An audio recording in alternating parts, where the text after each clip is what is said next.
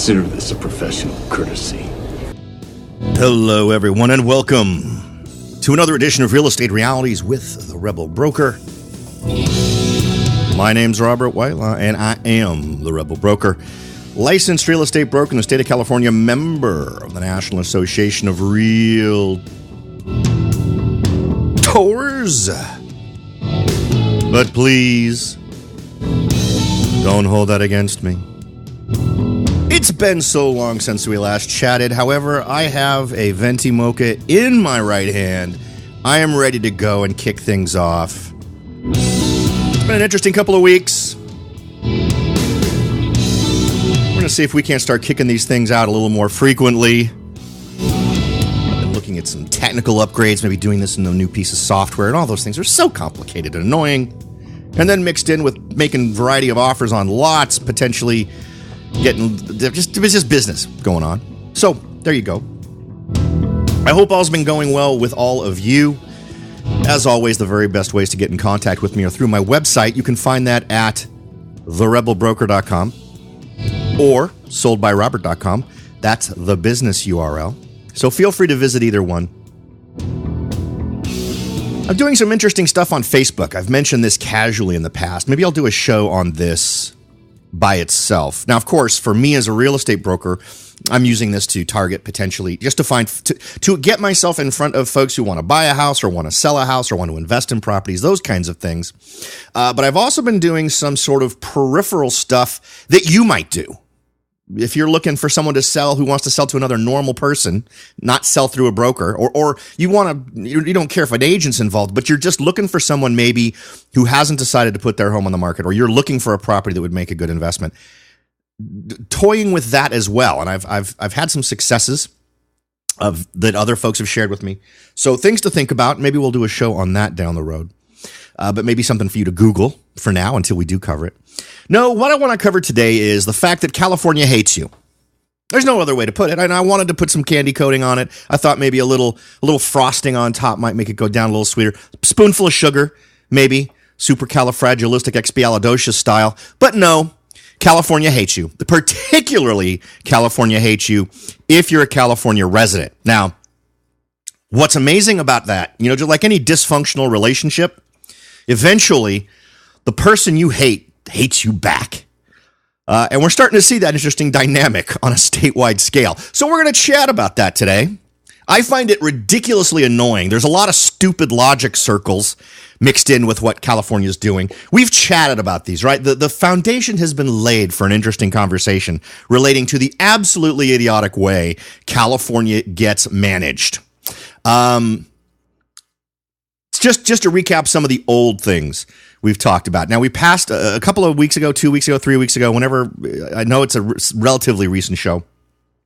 We talked about California mandating solar panels on homes in the year 2020. So starting if you build a home and you plan to sell it after January 1st of 2020, it's going to have solar powers on it or you're breaking the law.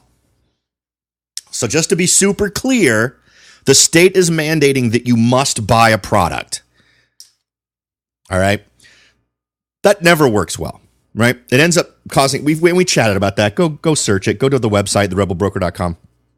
You can do a search on that subject and listen to the last show.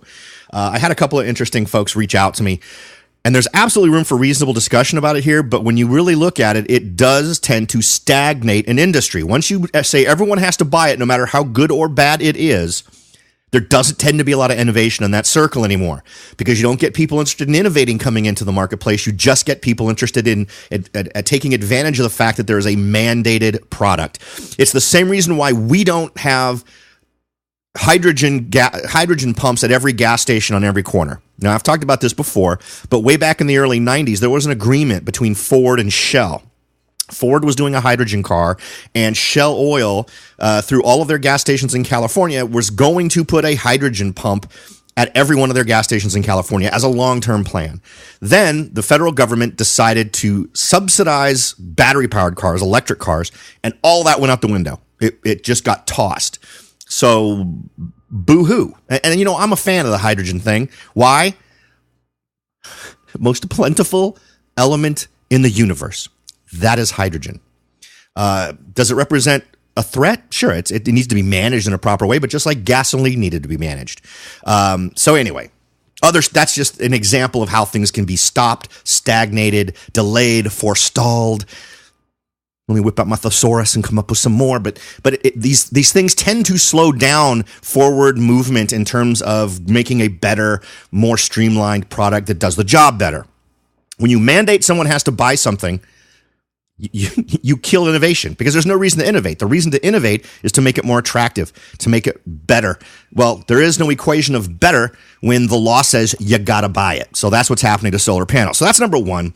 We've talked about also other interesting stats, and these are stats we've covered every year they've come out. 2018 is no exception. I think we started talking about this in 2015, and that is the number of people who say they would likely to leave the Bay Area in the next few years. Now, these numbers also very closely mirror, from what I understand, stats on folks who not only want to leave the Bay Area, but want to get out of California.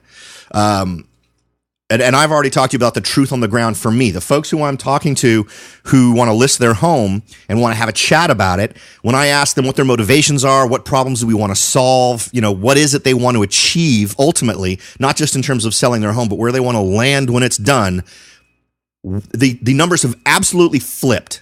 It used to be about 70 to 80% were going to stay in the state. They're just going to go somewhere else in the state. Maybe they were going to go to a bigger house, or maybe they were downsizing, or maybe it was some other element in their life that was informing this need to change. And then the rest were going somewhere else. Totally the opposite now. 80% of the folks I talk to who want to sell want to get out. They want to not just leave the Bay Area, they want to leave the state. So, and I've shared that with you a variety of times. That hasn't changed. That still tends to be the dynamic. I talk to an awful lot of folks who are considering the option of selling their home.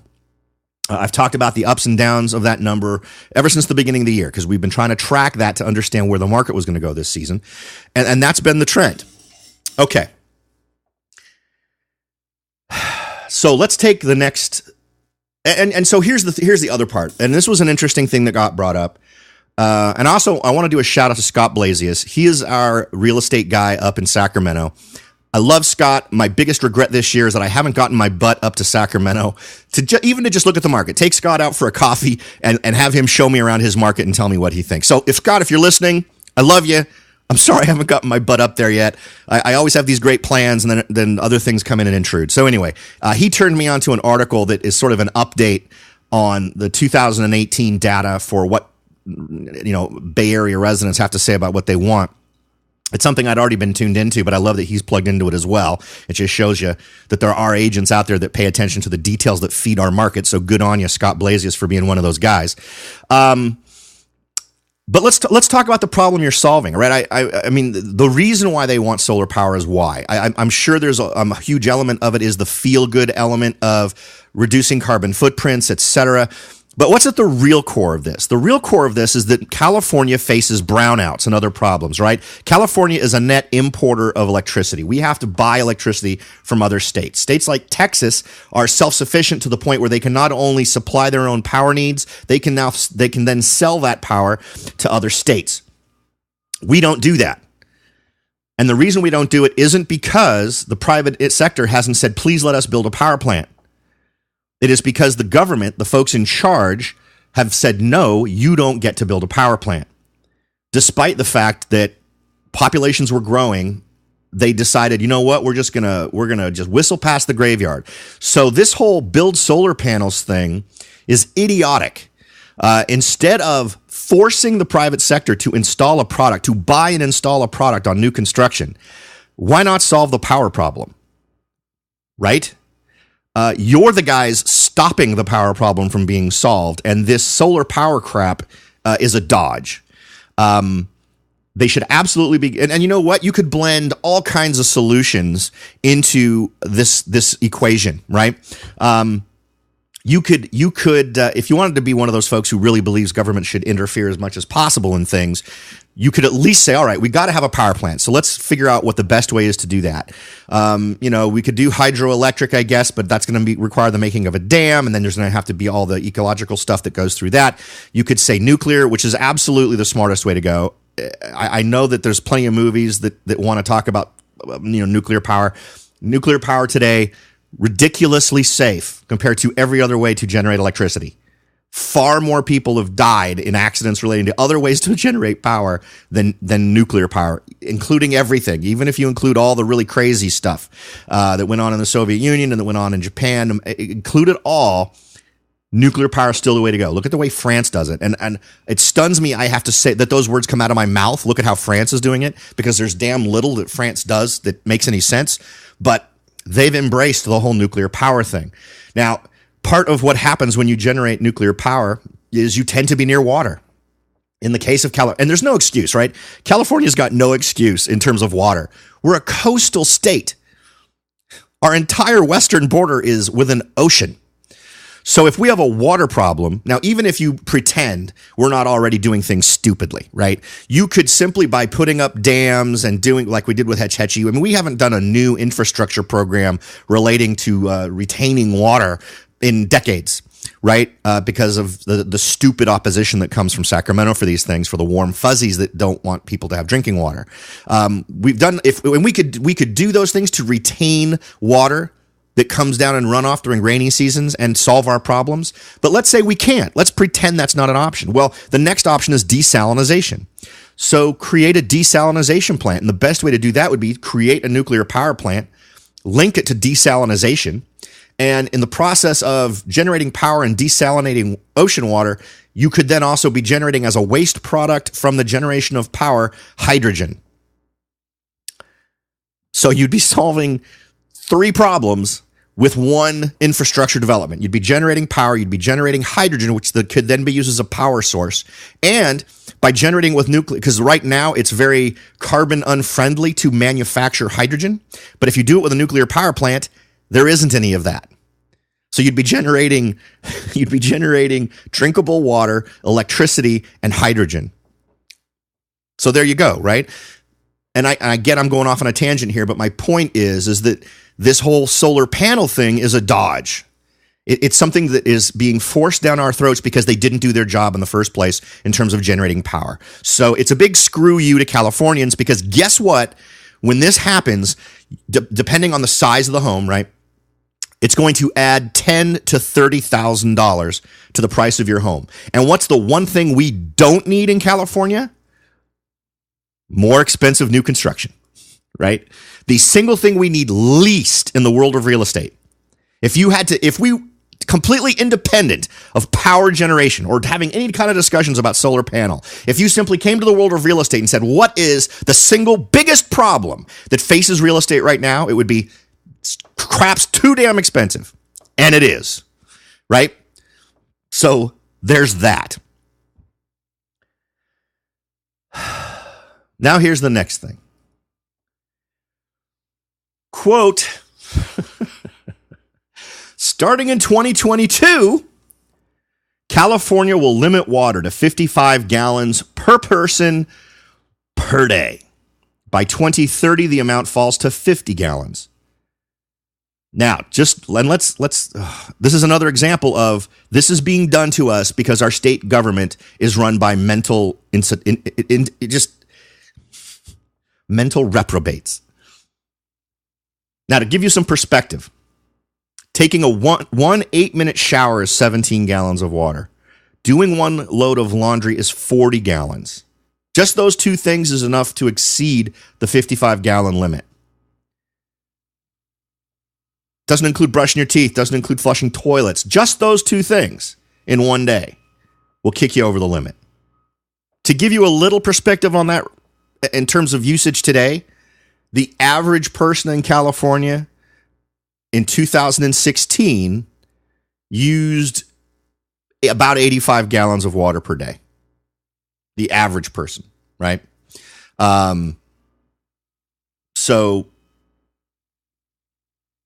a 30-gallon a day drop in how much you're consuming, it seems a little nuts. And why is it necessary? The consumption of water is not linked to having a heavy carbon footprint if you're a person of that area that's concerned about those things. It is the only reason you need to conserve water is because the folks who hold the strings of whether or not water gets held for folks to drink is controlled by the morons in Sacramento. That's it. So it is, for the second example in today's show, it is another circumstance where the reason this is a problem is because the folks in Sacramento have not done their job. We're going to talk more about this in a second. We'll take a quick break, so don't go away. We'll be right back. Are you ready to jump in and start your search for your first investment property? Maybe you've decided that it's time to own your own home, or maybe you're ready to sell your home and move on to something new. No matter what your goal is, the Rebel Broker can help. That's right, aside from hosting this show, I am also the owner-broker of Whitelaw & Sons Real Estate Services right here in Silicon Valley. With over 25 years experience serving Silicon Valley, Morgan Hill, San Martin, and Gilroy, I or one of my great agents can help you achieve your goals in real estate. So if you're ready to look into taking that next step towards achieving your real estate goals, point your browser at www.soldbyrobert.com. That's www.soldbyrobert.com and get in touch. Let me show you how I will earn your business and your respect. Again, that's www.soldbyrobert.com, or you can call me at 408-852-0525. California Bureau of Real Estate ID 00984-909. Welcome back, everyone. We're talking about how California hates you. If you don't live in California, don't feel left out. I think California hates you too. But if you live in California, California really hates you. And interesting enough, more and more people every year are hating California right back. We've talked about how, and even if you agree with these laws, even if you think these are a good thing for some reason, the fact remains that the reason they have to exist is because the state government in California has screwed the pooch in terms of actually doing its job. Whether you're talking about mandating solar panels or mandating a limit on water consumption per person per day, we are talking about a failure of the folks in charge to do their job, right? And for my money, the list of things that are absolutely on the short list of what government should do, right? And I know there's a lot of folks who disagree with my politics, and that's fine. I'm more of a hands-off guy. I would rather have to deal with the private sector than the public sector in terms of things, because the bottom line is if I don't like what someone in the private sector is doing, I just don't buy their stuff. I just don't give them my money. However, if I don't get to do that with the government, if I don't give them my money when they ask for it, ultimately they can simply come to my house and put a gun in my face, lock me up, and take all my stuff, right? So, Google isn't going to do that. If I decide I don't like what Google's doing, I can simply stop using Google stuff. If I don't like Fords, I can stop buying Fords, and the Ford police are never going to come to my house and arrest me for not buying this year's Ford. However, the government will come and arrest me if I resist their pressure to install solar panels on my new home and simply refuse to do it, and simply respectfully refuse to comply. Anyway. So when we cut off here at the middle, we were talking about water and how the California state government is going to put a limit of 55 gallons per day starting in 2022. They're going to follow up in 2030 with reducing that to 50 gallons per day. And there is absolutely no reason to do that. That makes any sense. The only reason to do it is because the state government has failed at their job, right? And again, this isn't because people have not begged them to let them do stuff. Right? We aren't short on power because the private sector hasn't begged to build a power plant. They have. The California Energy Commission simply refuses to let them do it. We have not had a lack of water because nobody will step up and ask to build a new reservoir or to come up with a new way to get water to where it needs to be. It's because the state government has said no. They've said yes to all these other things. They've said yes to cutting water off from the breadbasket of California because of, I believe, some sort of salamander or slug in the Delta, or little fish. So they're choosing that over the livelihoods of folks in the center of the state who provide food for the whole country. Now, again, another political thing you could have a chat about, but in the end, I think the only thing we can agree on is if there's not enough water, it's not because people haven't wanted to solve that problem. It's been because the state government has not allowed anyone to solve that problem. We could solve that problem inside of 2 years if the government just got the hell out of the way and let them go do it. Either let them build a dam, let them build more reservoirs, whatever. These problems could all be solved. But somehow the folks in California think that we can have an increase in population over the course of decades without any increase in the actual infrastructure that matters, which is basically electricity and water. And for my money, if we were to trim back what the folks what the folks in charge in California in Sacramento do just to police, water, power, fire, and firefighters, that'd be great. Let's get rid of everything they've done. Let's erase the board and just start there and move up from there and start over again. Because I swear they interfere in so many things to our detriment as California residents. It's just shocking. Okay. So now we've talked about these things. Let's now talk about the response in California. It has been exceptionally clear and resounding. We've talked about it here a bunch. And it just stuns me how much this number just keeps growing. Now, as I mentioned, we started covering this data back in about 2015. So let's do a quick review. I don't recall what the number was in 2015. I think it was right around 30% of those polled. It might have been 32% of those polled said they wanted out. I thought that was a huge number then. Well, then in 2016, that number went up to 34%. In 2017, that number went up to 40%. In 2018, that number went up to 46%. Half of the people here want out.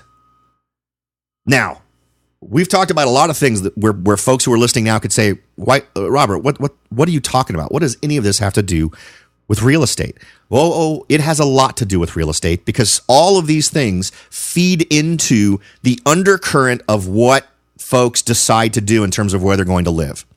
And if you start to understand the reasons why people live in this area and understand their motivations and get a grip on what they are and are not willing to do. Because remember, there have been movements in the past to have mass exoduses from California, particularly from the Bay Area. In the early 90s, there was a big one. Even Apple Computer was considering leaving Cupertino, California for a while. The reason I happen to know this is I actually worked at Apple during the time, and I was helping with some of the various processes relating to that. And one of them was they were talking about 3 different locations, and they were literally talking about making the American headquarters for Apple move to, I think one was Texas, one was Colorado, and there was one other place. Can't remember what the other one was. But what they chose was to simply move the support organization to Austin, Texas. So when someone answers the phone, if you call 1-800-SOS-APPLE, you're getting someone in Austin, right? Odds are. I mean, my information is now 10, 25 years old. So, there you go. But I've been there. I know the facilities existed. I know we set them up in the early 90s, or Apple set them up in the early 90s. And I know at the time there was consideration to pitching it in and getting the heck out of California. The number of folks who statistically were polled and wanted to leave California was not that high. Things were annoying, but they weren't ridiculously annoying. Well, fast forward to today, and when nearly half of the residents are basically saying that if they had an opportunity to get the hell out of here, they would. That's something I think everyone who has a vested interest in the real estate market in Silicon Valley should be aware of. As soon as we start to see, now these are all things, the stuff relating to solar panels and to water consumption. These are things that introduce a slow boil, right? The solar panel thing is a one-time that really pisses me off moment, right? When you realize, I'm buying this new house and I'm buying it in January, and the same exact house is costing me $30,000 more than if I'd bought it in December, right? Or 6 months ago. And that's a moment when you go, well, crap, that just sucks. And particularly when you do the math and realize you'll never save as much as you're spending on having those solar panels on your house. And likely won't for a very long time, because mandating that those solar panels have to be on there is going to lock the status quo down in terms of solar panels. Whatever technological advancement we have in January of 2020 is going to stick that way for a long time, or at the very least retard the improvements to such a degree that it'll be ridiculous, because manufacturers will have no motivation to make better ones. Their motivation will be to make cheaper ones, not better ones. And that's how it'll go. Anyway. So the first there's that, which will be that. And then there's the slow burn, because here's what I want to say about the water thing. The water thing has absolutely nothing to do with conserving water. I'm sure that that when everyone talks about it, it's a great feel-good thing. But the reality is it is about making money, because the one thing that I haven't seen in any articles I've read is what happens when you go over that 55 gallons, because guess what? You're gonna. If you're a resident of California, you will go over the 55-gallon limitation. And I can guarantee you that there will be a fee. There will be something that gets charged to you that will go straight through the water company and right to the state government. It is a way for them to generate money. And they're going to generate a lot of it. And people are going to realize this. They're going to see what's happening, because every month they're going to get a reminder of how much they're being screwed over by water policies in Sacramento. And that number is going to go from 46% to 55% in a really short order. Who knows? By the time we get to 2020, maybe it'll already be over 50%. It'll give us that boost we need to get up to 60%. So once you have enough of an outcry on the general population, how long does it take for businesses to exploit that? Right now, businesses can already say, just by doing the numbers, it costs us a ton of money just to have an address in Silicon Valley or in California. Why not move to Reno or Phoenix or Boise, Idaho, or somewhere else that's much more friendly to business, and invite all of our employees to come with us who are already at a 50% rate wanting out to come along. Now, the reason why so much of this hasn't happened in the 90s and the early 2000s was because there would have been too much brain drain in a lot of these high-tech companies. Well, if you could roll the dice and you know that there's a 50% shot that the person you're going to offer to move to another state is going to take it, well, that's a heck of a lot better than a 20% chance that existed 20 years ago. So once the equation, and it's not going to surprise me if we start to see really big companies in the Bay Area start to sort of casually ask employees, what would be your thoughts or your reaction to getting a package deal to move to another state where we won't reduce your pay and move you to another state where the cost of living is 40% lower than in California? Or 30% or 25%. I mean, that's the equivalent of getting a 25% raise. But in terms of net operating expenses, that represents huge savings for these companies by just not having to pay California taxes and not having to deal with California regulations. Before they were held there by the fact there'd be too much brain drain. With these changing numbers, that is less likely. So what happens if really big names in technology start to move? I think it's a very interesting subject to keep in the back of our minds. I think it's something that is likely to come along. And I also think it's something we could see coming. It's not going to be a huge surprise. We're going to see it happen in terms of, different companies that are saying we're considering moving or we're now looking in another area. I don't think anyone will panic, but if you're someone who is invested in the local real estate market, this is just one more reason why I don't think investing in Silicon Valley real estate makes a hell of a lot of sense. We've talked about all the things that could potentially go wrong in the market here, and also the fact that it simply doesn't pan out, right? When you write out the numbers, it's really hard to be positive cash flow here unless you invest a ton of money, and then you're not making full use of the money you're investing. And when you're doing that, and some investors do, you're simply basing it on the idea that appreciation is going to be what really brings primary value as opposed to cash flow per month, which I think also is a huge risk, because just as there's a huge upside, we've seen historically there's potentially a huge downside. So you got to keep that in mind. I think these are all things that could play into a very rocky road for the real estate market coming up. And let's talk about because let's take a bird's eye view now, right? Well, let's go to the 10,000 foot view. Now, with all the other things we've talked about, completely independent of just this California specific stupid stuff, folks out there in the general finance real estate market have said, we're looking at 2020 as the year when things go bad. Peter Schiff is a good one who seems to be thinking 2019, 2020 is the year. Other guys who have tended to be smart about past downturns, 2020 seems to be the magic year. Well, look at all the other things that now happen at the same time, whether we're talking about solar panels being mandated on homes, we're talking about water conservation things being mandated for 2022 and 2030. All things that will continue to pound on the souls of people who live in this area and make it far more desirable for them to get out rather than to stay. And once you reach that tipping point where the strongest argument is that this area thrives in spite of regulations in the state government as opposed to because of it, that's when you start really getting into some trouble. Now, I've thought that we've thrived in spite of our state government for an awfully long time, but this is where sort of the mass population is sort of getting on that bandwagon and are getting tired of it. So these are things to keep an eye out for. If you're looking for your peak, I know I've said this before, I'm absolutely in the mode where I think it's smart to potentially divest yourself of California real estate. There's a lot of weird stuff that's going to continue to push it up. The inventory problem is still an issue.